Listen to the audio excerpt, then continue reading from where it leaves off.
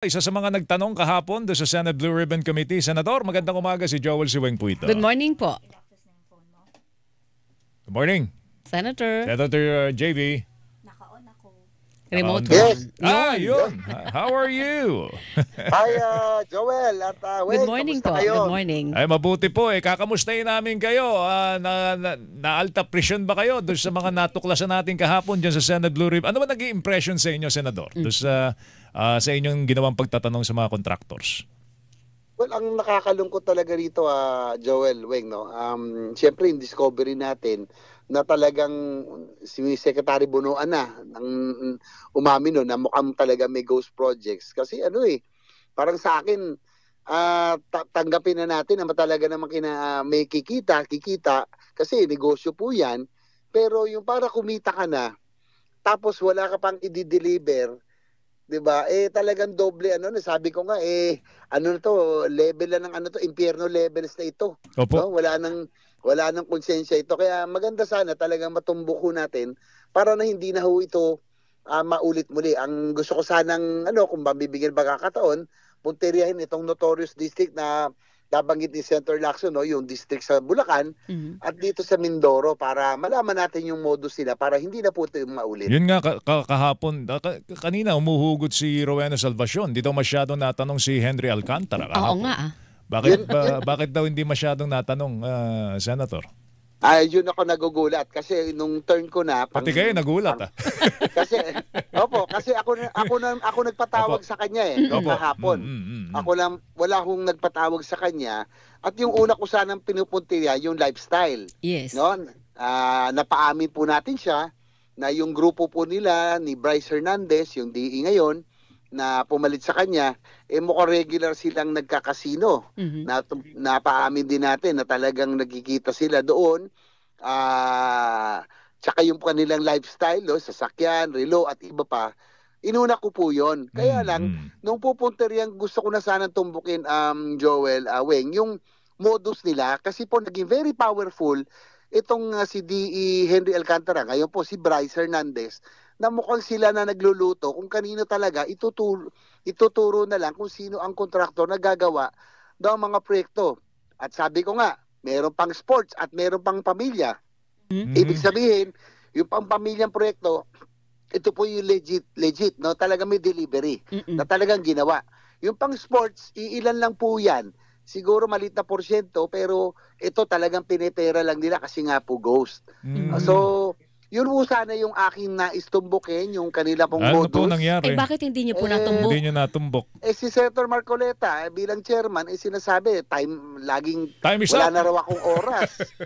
Sana nga po, very unfair kasi po, abogado pa naman siya, gusto natin malaman niyo itong matunton ito, dapat pag nandun na po yun, matutumbok na, bigyan mo na ng leeway para matapos na, malaman na. Hindi ba niya na-follow up yung mga tanong ninyo? Kasi Walang nag-follow up kadalasan, Weng, di ba? Pagka may very interesting yung tinatakbo ng tanungan, pina-follow up ni Senator Walang Marcoleta. nag-follow up. Nanonood ako kahapon Doon ako nagulat. Tsaka ngayon kay Henry Alcantara, mukhang ako lang ho ang nagtanong. Sa tingin ko, Joel, Weng, naging very powerful nga itong DE dito sa notorious na district na ito, pati nga sanay sa Mindoro, mapatawag natin, para malaman natin kung paano nila niluluto. Ako po, naniniwala, pati yung nakikita ko yung actuation ng si Wawaw ba yun? Opo. No, yung maraming ghost project. Isa pa yun, Senator. Excuse me, Senator kasi yun, yung mga ganong klase na actuation sa ibang hearing, contempt agad, kulong agad sa Senado. Opo. Pero kahapon, cool. Pero nakikita ko sobra siyang nakikita ko mukhang ginamit ang kanya lisensya base sa aming impormasyon. Mukhang tinuro lang at ginamit lang ng mga taga-loob. Kaya nga gusto natin malaman, mapuntirya. Kaya lang, nawalan ako ng oras. Kasi, yung Weng, ang impression ko dyan, kasi 36 years old, Weng. Napakabata. Parang makakuha ng parang ganong talagang kalaki. ginamit at nagpagamit lang. No?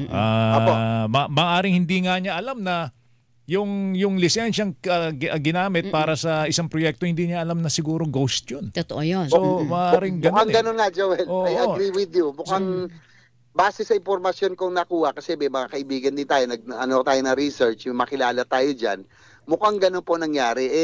Sana po sa susunod, mapagbigyan tayo ni Chairman Marcoleta na pag matutumbok na, dapat tulungan nga niya kasi nandun na tayo eh. Pero Senator, Diba? pwede naman Opo. bumalik, di ba? May round naman eh. Iba senador naman nakapagtanong ulit. Di ba? Opo, kasi may round ulit yan. Oo. Mukhang wala ng oras kasi parang concern ka siguro. Baguhan si Senator Marcoleta, alam naman natin, mahusay siya. Kaya lang, parang ang concern niya, lahat ay makaikot. No? Ang Oo. concern niya, mabigyan lahat ng pagkakataon ng 5 years. Pero sana, equal.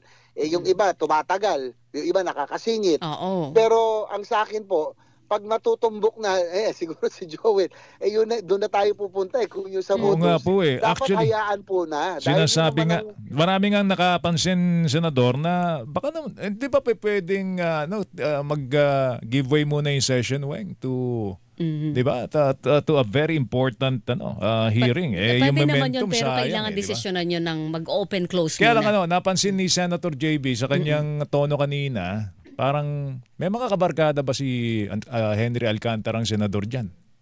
Parang ang dating kasi, parang kayo lang nagtanong eh. Hot water ka dyan, Senator. hindi naman siguro, pero hindi ko lang din alam kung bakit hindi siya napatawag. No? Pero ako talaga, naging, yun ang gusto kong punterihan. Sa tingin ko masyado naging powerful, naging masyado ng blatant, brazen, na parang hindi na sila nahihiya eh. Pero kung question niyo po ulit si Alcantara sa next hearing.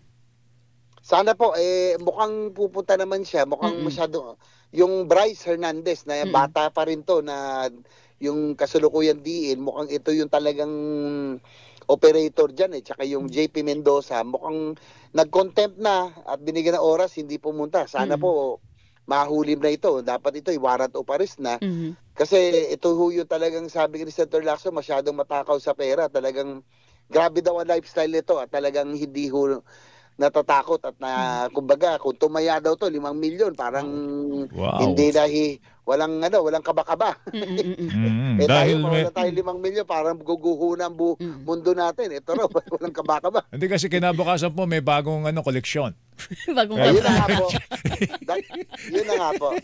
Kaya Alright. nga, Joel, kaya nga pinuntirya natin yung kanilang lifestyle. Ibig sabihin, meron ho silang pangangailangan. No? Pag nagsusugal, maluho, talagang, ibig sabihin, talagang, it's never enough. It's never enough pag meron mo silang nakukuha. Tsaka glaring yung fact kahapon sa hearing na talamak yung license for rent, Yun, license for sale, Senator. Pinapahiram yung lisensya. Oo, kasi doon nagsisimula lahat ito din eh. Yun nga Ugat yan eh, hindi ba? Nakita natin kay Diskaya na meron siyang siyam na kumpanya, Weng. Tapos nakakakupo ng mga hindi bababa sa 30 proyekto sa isang taon. Sa isang fiscal year, di ba? Oo, punto natin, doon sa interview sa mga Diskaya, yung asawa mismo ni Miss Madam Sara, binanggit niya yon na paulit-ulit yun na pinarent ng biyanan niya yung license nila para makapag-operate silang mag-asawa. Is that So from unaccepted there, practice, Senator? O Pwede ba dapat yun? mahinto yun? Well, dapat yan mahinto. Unang-una, yung PCAB, malaki po pananagutan yan. Dahil they are the body that is tasked to give accreditation sa mga kontratista kung ano po yung kanila pong classification, kung AAA sila, kung quadruple A, kailangan yan may track record at may capacity Tsaka ano yung to do a Senator, project. yung license, hindi ba parang privilege yan pag binigay ng gobyerno? Oo. Tama po. So, non-transferable yan. Opo, Ang kasi lahat pag ng privilehyo dyan, non-transferable. Ang mangyari dyan, responsibilidad mo. Tama po, Weng. Kasi yung lisensyang yan, ibig sabihin, ikaw yung may kapasidad. Kung binigyan ka ng AAA, quadruple A, ibig sabihin, may proyekto, yun yung kapasidad mo. Paano kung pahihira mo yan? Kung yan re-rentahan, walang kapasidad. Tulad nito, yung ginawa nila, yung mga ghost project na ganyan, syempre kung AAA ka o quadruple A ka, magdi-deliver ka, hindi ka papayag ng ghost project. So, yan ang nangyari. Yung kanilang modus na pinahirerenta, pinahihiram, poporsyento na lang siguro pag inutos ng DE, wala silang magawa, dapat matigil talaga yan. Kasi nga po, nakakatakot. Ako naman, natatakot ako, patay sa Legazpi, na yung pong bubong nahulog na lang. Baka mamaya, pag government project, baka mamaya mahulugan tayo, umulan lang ng konti. Di Okay. ba? Ano bang assurance sa makukuha namin sa sa mga nangyayari ngayon? Ginagawa ng Senado, nag-iimbestiga. Tapos ang Ang House executive, today. ang House ganun din, meron silang investigasyon ngayon at the same resource persons ang Totoo yan. tatawagin, Weng. Tapos ang executive branch ay merong Independent commission. Independent commission. May assurance ba kami? Kasi Senador, ang tingin namin parang this is a broken system. Oh, Ano, para ah? baka maging circus lang, Senator. Ano Tas lang eh, at di the ba, end of Weng? the day, walang mangyari. Kaya nga, di ba ang enabler, mambabatas, DPWH, gobyerno, tapos kakontsaba, Private sector. kontraktor, di ba? Tapos yung mga check and balances natin, ang Wala. commission or audit Sirang-sira. na ngayon, di ba? Oo, Tapos yung pick-up, Weng. Kasama sila, Kasama nagkongontrata. The system is broken, Senador. Sobra. Baka naman pagka lumamig na naman yung issue, Tapos ganyan din ang nais-usapan. nangyayari. Ganyan ulit ang mangyari. Hindi, pero alam mo, Joel, Weng, ito, blatant na ito. No? Nakakalula na ganito umabot tayo sa ganitong punto. Sa akin po ay mas pabor pa ako na independent commission na po, no? Siguro composed of retired justices na merong magandang integridad, track record, religious sector, civil service, civil society. Kasi nga po napaka-awkward naman na may duda na may legislator, senador man o kongresista. Kasi may mga kongresista na contractor na rin. Ang hirap naman na investigahan mo yung sarili mo. Yeah. So, mas maganda na independent truth commission para mawala yung duda. No? Kasi nga, gaya na sinabi mo, enabler, may implementor, ang DPWH, enabler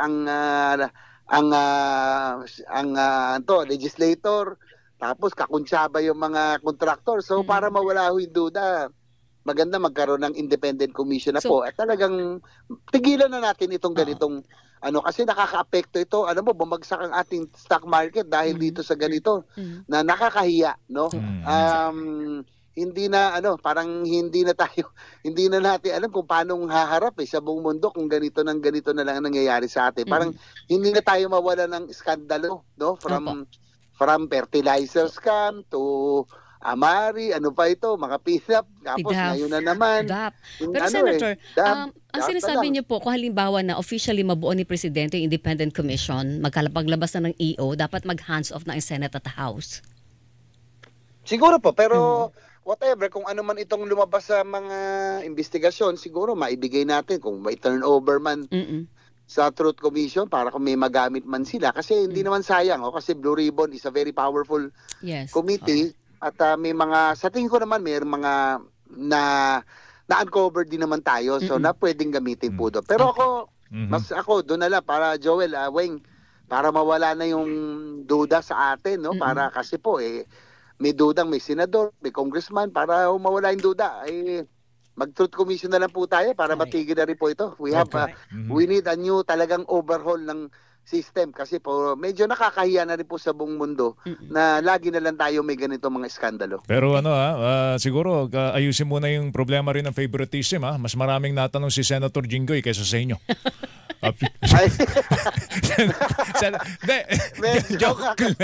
Joke lang, Senator JB. Salamat sa oras. Salamat. Thank you. May katotohanan naman. Senator, thank you. Good morning po. Sana matubok natin. Salamat. May next time, Senator, so make sure sana sa susunod puntiryahin nyo na. Thank you. Opo, thank you. Salamat. Salamat. Senator JB Ejercito, mga kapuso. Deputy Majority. Intriga ka pa eh. Intriga pa eh.